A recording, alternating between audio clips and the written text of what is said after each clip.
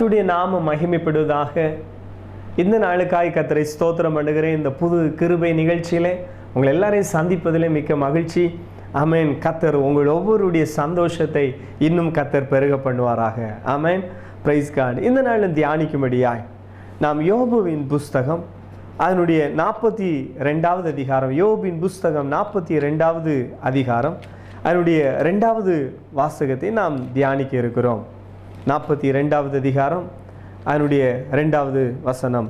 தேவரீர் சகலத்தையும் செய்ய வல்லவர், நீர் செய்ய நினைத்தது தடைபடாது என்பதை அறிந்திருக்கிறேன். அன்பு தெய்வ பிள்ளைகளே, நாம் ஆராதிக்கிற தேவன் சகலத்தையும் செய்ய வல்லவர். அவர் செய்ய நினைக்கிறது தடைபடாது என்பதை அறிந்திருக்கிறேன் என்று சொல்லுகிறார். நான் வாசிக்கிற இந்த பகுதிக்காய் கர்த்தரை ஸ்தோத்திரம் பண்ணுகிறேன். யோபுனுடைய வாழ்க்கையை குறித்து அநேக காரியத்தை நாம் கேட்டிருப்போம். யோபு ஒரு ராஜாவை போல, ஒரு பிரபுவை போல வாழ்ந்து வந்தார். அநேக வேலைக்காரர்கள், அநேக செல்வங்கள், நல்ல ஆஸ்தியோடு வாழ்ந்த மனிதன் தான் யோபு. ஆனால் இப்பொழுது யோபு எல்லாவற்றையும் இழந்த மனுஷனாய் காணப்படுகிறான். அவன் வீதியிலே இருக்கிறான். அவனுடைய பிள்ளைகள், அவனுடைய ஆஸ்திகள், அவனுடைய பொசிஷன் எல்லாத்தையும் இழந்துட்டான். அவன் இப்பொழுது ஒன்றும் இல்லாதவனாக இருக்கிறான். அவனுடைய மனைவியே அவனை பார்த்து தூசிக்கிற ஒரு நிலையிலே அவன் தள்ளப்படுகிறான். இன்றைக்கும் அநேகர் அப்படித்தான். நல்ல நன்மைகளை வீட்டிற்கு சகோதரர்கள் கொண்டு வரும் பொழுது அவர்களுக்கு நல்ல கனம் இருக்கும். ஆனால் அவர்கள் உபயோகம் இல்லாதவர்களாக மாறிவிடும் பொழுது அவர்களுக்கு கனங்கள் குறையும். ஆனால் ஆண்டவருக்கு பயப்படுகிற அன்பு தெய்வ பிள்ளைகளே, நீங்கள் எல்லா சூழ்நிலையிலும் அவர்களை கனமாக நடத்துங்க. கர்த்தர் உங்களை ஆசீர்வதிப்பார். உங்கள் பிள்ளைகளையும் அப்படித்தான், பிள்ளைகள் பெற்றோரையும் அப்படித்தான். ஆமென். கனமாய் நடத்துங்க. கர்த்தர் நிச்சயமாக உங்களை ஆசீர்வதிப்பார். நம்மையே ஆண்டவர் கனத்துக்குரிய பாத்திரமாய் ஆண்டவர் கண்டிருக்கிறார். நாம் ஆனபடினாலே யாரையும் கனவீனத்துக்குரிய பாத்திரமாய் பார்க்காமல் கனத்துக்குரிய பாத்திரங்களாகவே பார்ப்போம். கர்த்தர் ஆமென் நமக்கு கிருபை தருவாராக. நம் வேதத்தில் வாசிக்கிறோம், யோபு இப்பொழுது அப்படித்தான் கனவீனமான மனுஷனாக அவர் காணப்படுகிறார். அவரை ஒரு பொருட்டாக யாருமே நினைக்கவில்லை. இப்பொழுதும் யோபு சொல்லுகிற ஒரு வார்த்தை, தேவரீர் நீர் சகலத்தையும் செய்ய வல்லவர், நீர் செய்ய நினைக்கிறது ஒரு காலம் தடைபடாது என்று சொல்லுகிறார். இந்த நிகழ்ச்சியை கவனிக்கிற அன்பு தெய்வ பிள்ளைகளே, முதல்ல நமக்கும் ஒரு அறிவு வேணும். யோபுக்கு இருந்த அறிவு. யோபு என்ன காரியத்தை சொல்லுகிறார் என்று சொன்னால், நான் அறிந்திருக்கிறேன், தேவனை குறித்து நான் அறிந்திருக்கிறேன். நமக்கு இன்னைக்கு தேவனை குறித்து ஒரு அறிவு வேணும். தேவனை குறித்த அறிவு. தேவன் பாருங்கள் எல்லாவற்றையும் செய்ய வல்லவர். ஆண்டவர் செய்ய நினைக்கிறது ஒரு காலம் தடைபடாது என்கிறது நான் அறிந்திருக்கிறேன். ஆண்டவர் செய்ய நினைக்கிறது தடைபடாது என்கிற ஒரு அறிவு நமக்கு வேணும். தேவனை குறித்த அறிவு, அவரை குறித்த அறிவில் நாம் பெருக ஆண்டவர் கிருபை தருவாராக. இந்த வேத பகுதியில் நான் வாசிக்கும் பொழுது ஆண்டவர் யோபனுடைய வாழ்க்கையில் மீண்டும் எல்லா நன்மைகளை கொண்டு வருகிறதுக்கு அவரால் முடியும். மீண்டும் என்னை ஆசீர்வதித்து உயர் ஸ்தலத்தில் வைக்கிறதுக்கு ஆண்டவரால் முடியும் என்று யோபு வலியுறுத்துகிறார். வேதத்தில் நாம் வாசிக்கிறோம், தேவன் எப்படிப்பட்டவர் என்று சொன்னால் அவரால் செய்யக்கூடாத அதிசயமான காரியம் ஒன்றுமே கிடையாது. மனுஷனால் முடியாதது தேவனால் முடியும்.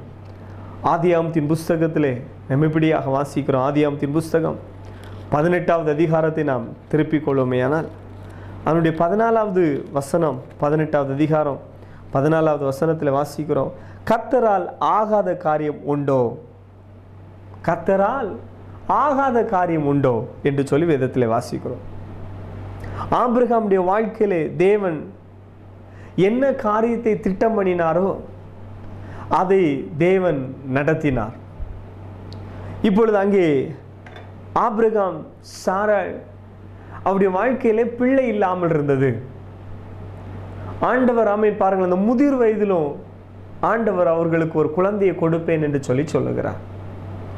அப்பொழுதுதான் ஆண்டவர் சொன்ன ஒரு வார்த்தை, கர்த்தரால் ஆகாத காரியம் உண்டோ. ஆண்டவரால் ஆகாத காரியம் ஒன்றும் இல்லை. உண்மையில் இன்றைக்கும் கற்பத்தின் கனிக்காக நீங்கள் ஜெபிக்கிறீங்களா? கண்ணீரோடு சிலுவையை நோக்கி பார்க்கிறீங்களா? கர்த்தர் உங்களுக்கு கற்பத்தின் கனியை ஆண்டவர் தருகிறதற்கு அவர் வல்லமை உள்ளவராக இருக்கிறார்.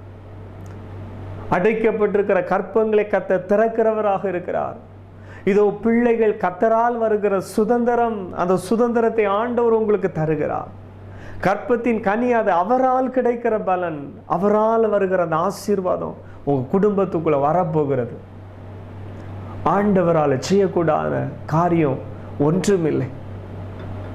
உங்கள் பல நாள் கண்ணீர், உங்கள் பல நாளுடைய ஜெபம், ஒரு அன்னாள் கண்ணீரோடு ஜெபித்தாலே அதே போல் உங்கள் ஜெபம் எல்லாம் ஆண்டுடைய சன்னியில் இருக்கிறது. ஆண்டவர் உங்களை கட்டுவார், ஆண்டவர் உங்களை ஆசீர்வதிப்பார். ஆபிரகாமுடைய வாழ்க்கையில செய்ய நினைத்த காரியம் அல்லாவிட்டால் கர்த்தரால் பாருங்கள், ஆபிரகாமுடைய வாழ்க்கையில என்ன திட்டத்தை ஆண்டவர் வைத்திருந்தாரோ அந்த திட்டத்தை ஆண்டவர் நிறைவேற்றினார். இன்னைக்கும் அன்பு குடும்பமே, அன்பு தேவ பிள்ளையே, உங்க வாழ்க்கையில் ஆண்டவர் உங்களை குறித்து என்ன திட்டத்தை வைத்திருக்கிறாரோ அந்த திட்டத்தை கண்டிப்பா கர்த்தர் நிறைவேற்றுவார். விசுவாசிக்கிறீங்களா? உங்களை குறித்து, உங்க பிள்ளைகளை குறித்து, உங்க குடும்பத்தை குறித்து தேவனுக்கு ஒரு திட்டம் உண்டு. அந்த திட்டத்தை தேவன் நிறைவேற்றுவார். தேவனுடைய அந்த மகிமையான செயலுக்காய் கர்த்தரை ஸ்தோத்திரம் பண்ணுகிறேன். விசுவாச வாழ்க்கையிலும் அல்லவற்றல் ஊழிய காரியங்களும் பேதுருவை குறித்த ஆண்டவருக்கு ஒரு திட்டம் இருந்தது. நான் மத்தேயு எழுதின சுவிசேஷத்தில் அதனுடைய 19வது அதிகாரத்தில் நான் வாசிக்கும் பொழுது 19 அதனுடைய 26லிருந்து 30 வரை நாம் ஒரு காரியத்தை எப்படியாக வாசிக்கிறோம். இயேசு அவர்களை பார்த்து, மனுஷரால் இது கூடாதது தான், தேவனாலே எல்லாம் கூடும் என்றார். மனுஷனால நிறைய காரியங்கள் கூடாதது, உங்களால் என்னால் முடியாத காரியம் நிறைய இந்த உலகத்தில் இருக்கு. ஆனால் என் தேவனால் கூடாத காரியம் ஒன்றுமில்லை. நான் பிரசங்கிக்கிற தேவனால கூடாத காரியம் ஒன்றுமில்லை. விசுவாசிக்கிறீங்களா? நம்ம நேசிக்கிற, நம்ம ஆராதிக்கிற தேவனால கூடாத காரியம் ஒன்றுமில்லை. இந்த விசுவாசம் உங்களுக்குள்ள வர வர உங்க வாழ்க்கையில் அற்புதங்கள் நடக்கும், உங்க குடும்பத்துக்குள்ள அதிசயங்கள் நடக்கும். ஆனபடினாலே மனுஷனால கூடாதது தான், ஆனா தேவனால கூடாத காரியம் ஒன்றுமில்லை. இன்றைக்கும் வார்த்தையை அனுப்பி சுகமாக்குகிறார். இன்றைக்கும் ஆண்டவர் தம்முடைய கரத்தை நீட்டி அதிசயங்களை செய்கிறார். உங்க வீட்டுக்குள்ள அதிசயம் நடக்கும். ஆண்டவரால் ஆகாத காரியம் ஒன்றுமில்லை. எண்ணி முடியாத அதிசயங்களை செய்கிறவர். எத்தனை எத்தனை நன்மைகளை ஆண்டவர் செய்து கொண்டே இருக்கிறார். Praise God. அங்கே அப்போஸ்தலனாகிய பேதுரு அவரை நோக்கி, இதோ நாங்கள் எல்லாவற்றையும் விட்டு உம்மை பின்பற்றினோம், எங்களுக்கு எல்லாவற்றையும் விட்டுட்டு உங்களை பின்பற்றினோம் அப்படின்னு சொல்லி குறிப்பிடுகிறார். எல்லாவற்றையும் விட்டுட்டு பின்பற்றினோம், எங்களுக்கு என்ன கிடைக்கும் என்றார். ஆண்டவர் பாருங்கள், பேதுரு சொல்லுகிற எல்லாவற்றையும் விட்டுட்டு நாங்கள் பின்பற்றினோமா? ஆபிரகாம் கேட்டது போல, ஆண்டவர் நீர் எனக்கு என்னத்தை தருவீர்? இவரும் கேட்கிறார். விசுவாச வாழ்க்கையிலே தேவன் சொல்லுகிறாரு, உங்களுக்கு உங்களை குறித்து என்ன திட்டம் வைத்திருக்கிறோம் அந்த திட்டம் நிறைவேறும். ஆண்டவர் அதுக்கு அதே காரியம் சொல்லுகிறார். மறுஜன்ம காலத்திலே மனுஷகுமாரன் தம்முடைய மகிமை உள்ள சிங்காசனத்து மேல் வீற்றிருக்கும் பொழுது என்னை பின்பற்றின நீங்களும் இஸ்ரவேலின் 12 கோத்திரங்களையும் நியாயத்திருக்கிறவர்களாக 12 சிங்காசனத்து மேல் வீற்றிருப்பீர்கள் என்று மெய்யாகவே உங்களுக்கு சொல்லுகிறேன். என் நாமத்தின் நிமித்தம் வீட்டையாவது, சகோதரனையாவது, சகோதரியாவது, தகப்பனையாவது, தாயையாவது, மனைவியாவது, பிள்ளைகளையாவது, நிலங்களையாவது விட்டவன் எவனோ அவன் 100 அடைந்து நித்திய ஜீவனையும் சுதந்திரித்துக் கொள்வான். ஆகிலும் முந்தினோர் அநேகர் பிந்தினோராயும், பிந்தினோர் அநேகர் முந்தினோராயும் இருப்பார்கள் என்றார். ஆண்டவரை எல்லாவற்றையும் விட்டுட்டு வந்தோமே, நீர் எங்களுக்கு என்ன தருவீர்? ஆண்டவர் சொல்ல, நீங்கள் சிங்காசனத்தில் இருப்பீர்கள், 12 கோத்திரத்தை நீங்கள் நியாயம் விசாரிப்பீர்கள். இங்க எதையெல்லாம் நீங்க இழந்தீங்களோ அதை இங்கும் தருவேன், மறுமையிலும் உங்களுக்கு ஆண்டவர் 100 தருவேன் என்று சொல்லுகிறார். அன்பு தேவ பிள்ளைகளே, பேதுருவை ஆண்டவர் ஒரு குறிப்பிட்ட நோக்கத்தோடு தான் தெரிந்து கொண்டார். பேதுருவை குறித்து தேவனுக்கு ஒரு திட்டம் உண்டு. தனக்கு பின்பு இந்த சபைக்கு பொறுப்பாக பேதுரு இருப்பார். பேதுரு அவர் அப்போஸ்தலனாக இருந்து சபைகளை அவர் அப்படியாக கட்டி எழுப்புவார். ஒரு பெஸ்ட் லீடர், ஒரு தலைவனாக தேவன் பேதுருவை தெரிந்தெடுத்தார். முதல் பிரசங்கத்தை பிரசங்கம் பண்ணி அவருடைய முதல் பிரசங்கத்திலே 3000 பேர் ரட்சிக்கப்படுவார்கள் என்கிறது தேவனுடைய ஒரு திட்டம். அதெல்லாம் நிறைவேறினது. அநேக அற்புதங்களை அவரை கொண்டு செய்தார். அநேக காரியங்களை, பெரிய காரியங்களை கர்த்தர் சாதாரண இந்த பேதுருவை குறித்து கொண்டு செய்தார். இன்றைக்கு அன்பு தேவ பிள்ளைகள், உங்களை குறித்த தேவ திட்டம் கண்டிப்பாக உங்களை கொண்டு நிறைவேறும். பிந்திய நாட்களில் பேதுருவை ஆண்டவர் பயன்படுத்தும் பொழுது அவர் புரிந்து கொண்டிருப்பார். அன்னைக்கு நான் ஆண்டவரை என்னத்தை தருவீர் என்று சொல்லி கேட்டேனே, ஆண்டவர் இந்த காரியத்துக்கு தான் என்னை தெரிந்தெடுத்திருக்கிறார் என்கிறதை பேதுரு அவர் புரிந்திருப்பார். அடுத்ததாக நாம் வாசிக்கும் பொழுது, ஆண்டவராகிய இயேசு கிறிஸ்துவை இந்த பூமியிலே அனுப்பின திட்டம் நிறைவேறினது. மார்க் எழுதின சுவிசேஷத்திலே ஆண்டவராகிய இயேசு கிறிஸ்து சொல்லுகிற ஒரு வார்த்தை, மார்க் எழுதின சுவிசேஷம் அதனுடைய 14வது அதிகாரம் 36வது வசனத்தில் நான் வாசிக்கும் பொழுது நம்ம இப்படியாக நான் வாசிக்கிறோம்.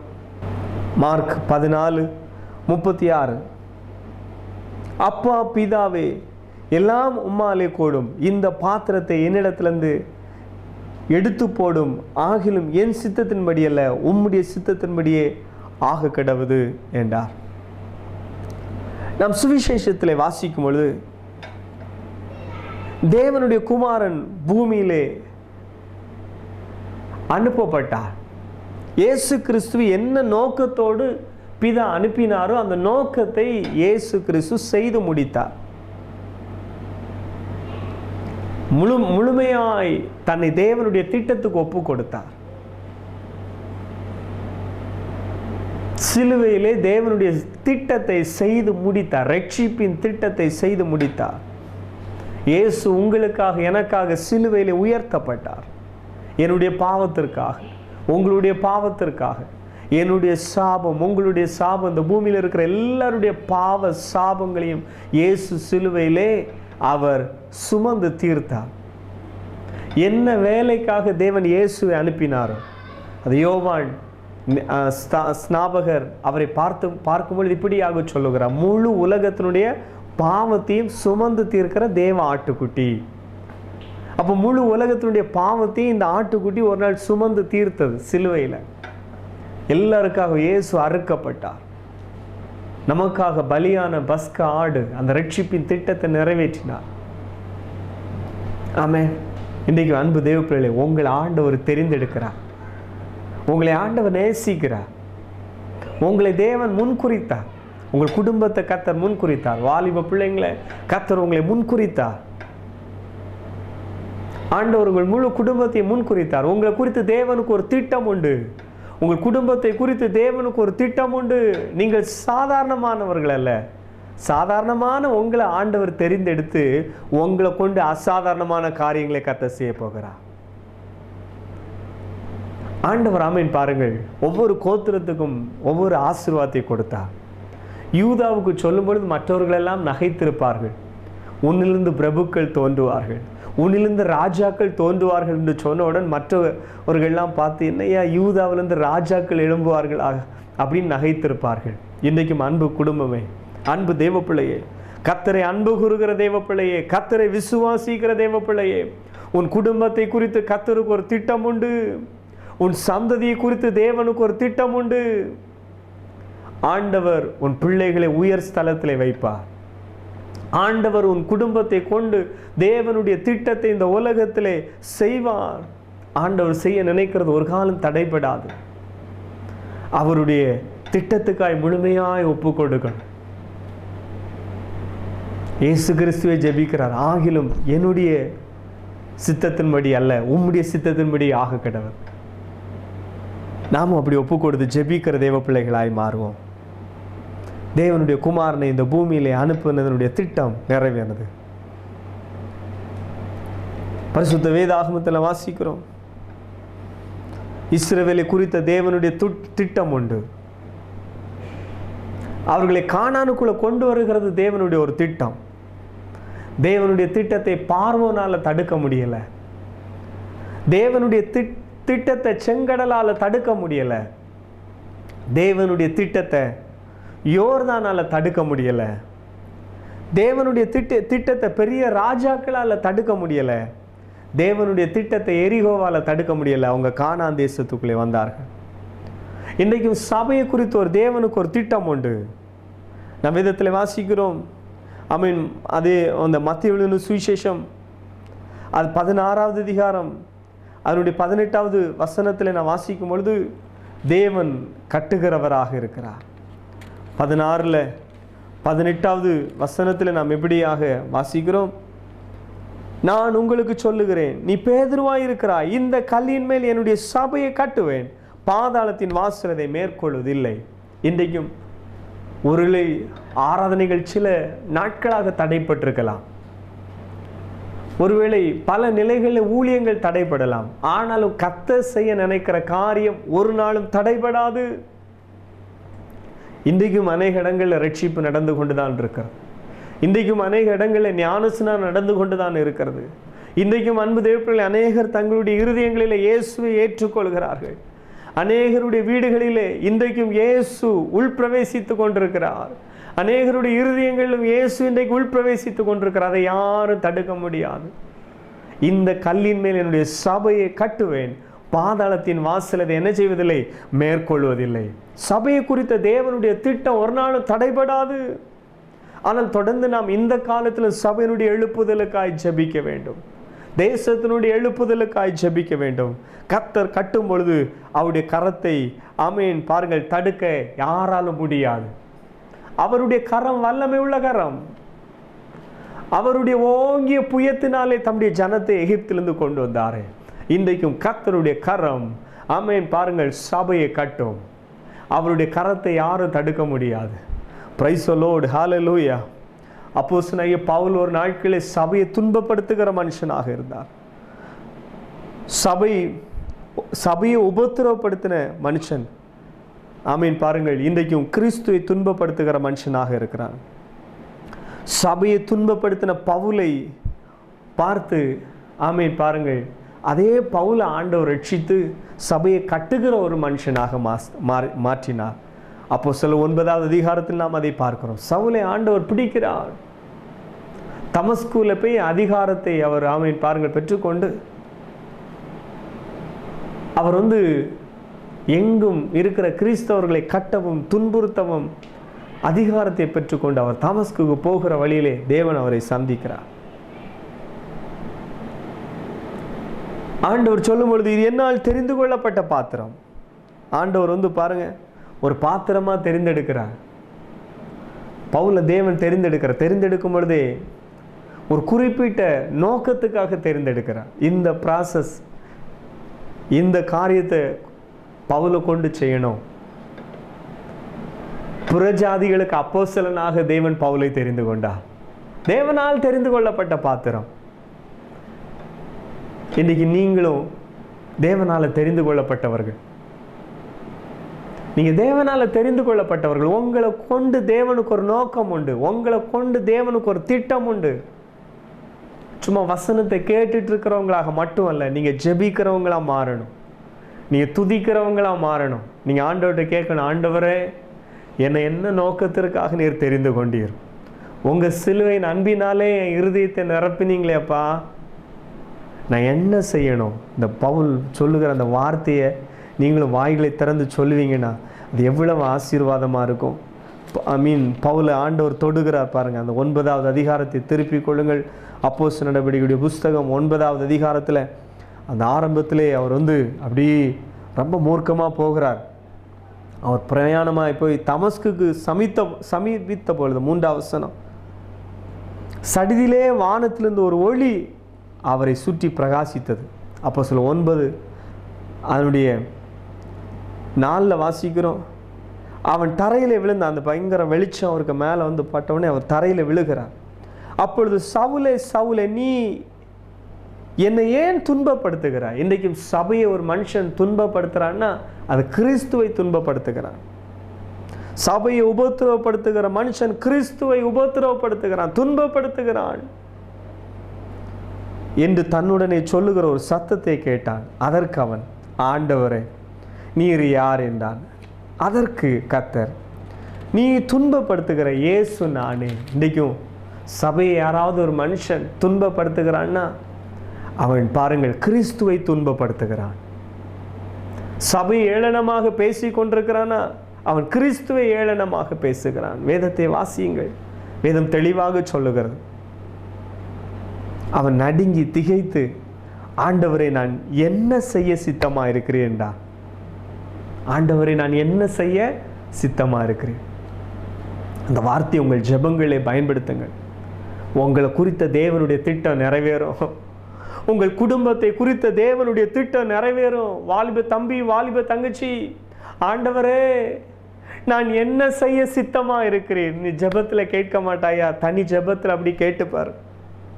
வாலிப நாட்களை யாரெல்லாம் தங்களை முழுமையாக கர்த்தருக்காக ஒப்பு கொடுக்கிறாங்களோ, இயேசு சுமக்கிற ஒரு கழுதை போல மாறுகிறாங்களோ, அவங்களெல்லாம் ஆண்டவர் ஆசீர்வதித்து அவங்க எதிர்கால ஆசீர்வாதமாக மாறும்.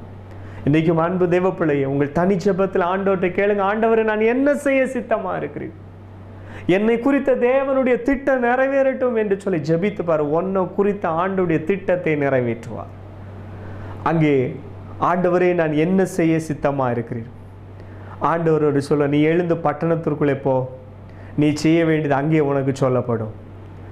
அங்கே என்ன, அங்கே தேவ மனுஷர்கள் இருந்தாங்க, ஊழியக்காரர்கள் அங்கே பவுலை வழிநடத்துகிறார்கள், போதிக்கிறார்கள். இன்றைக்கும் நீ எழுந்து சபைக்குள்ளே வரும் பொழுது, ஆவிக்குரிய வசனங்களை நீ இப்படி கேட்கும் பொழுது, தொடர்ந்து கர்த்தர் உன்னை பலனடைய பண்ணுவார். ஆண்டவராக இயேசு கிறிஸ்து சீஷர்களுக்கு சொல்லும் பொழுது, ஆமென், பாருங்கள், நான் உங்களுக்கு கற்றுக் கொடுத்த உபதேசங்களை நீங்கள் போதியுங்கள் என்று சொல்லியிருக்கிறார்.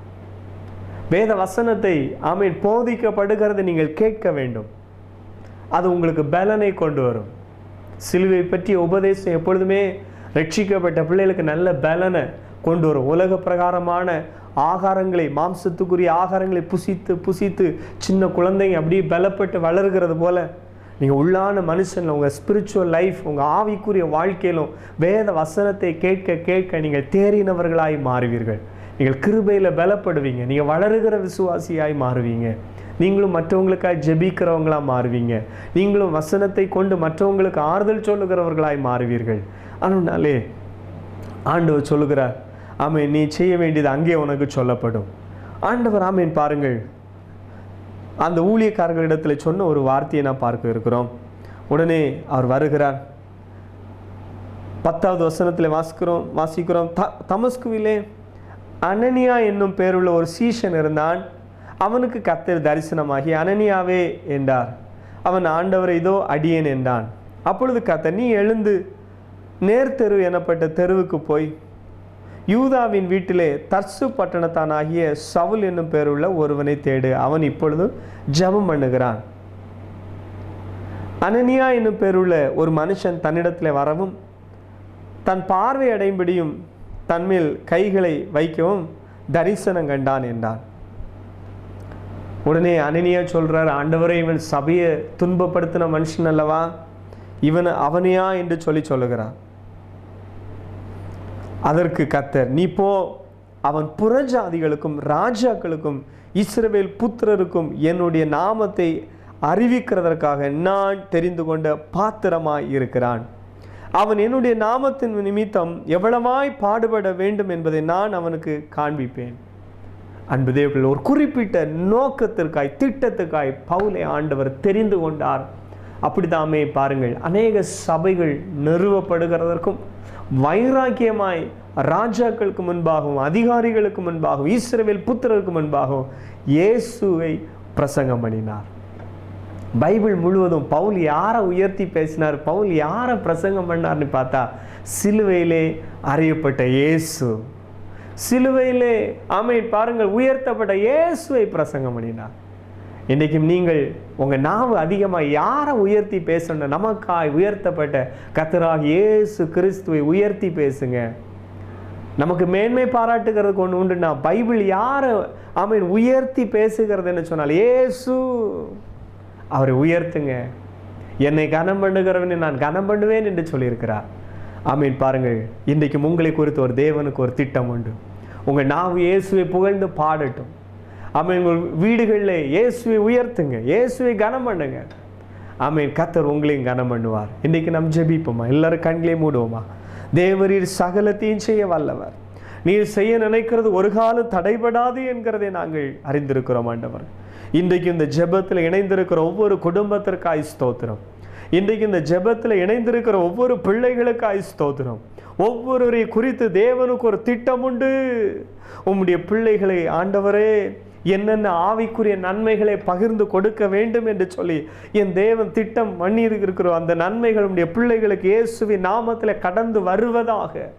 எந்தெந்த பூமிக்குரிய ஆசீர்வாதங்கள் ஆண்டவரே உடைய பிள்ளைகளுக்கு நீர் முன்குறித்து வைத்திருக்கிறீரோ அது இயேசுவின் நாமத்தில் உடைய பிள்ளைகளுக்கு கைகூடுவதாக.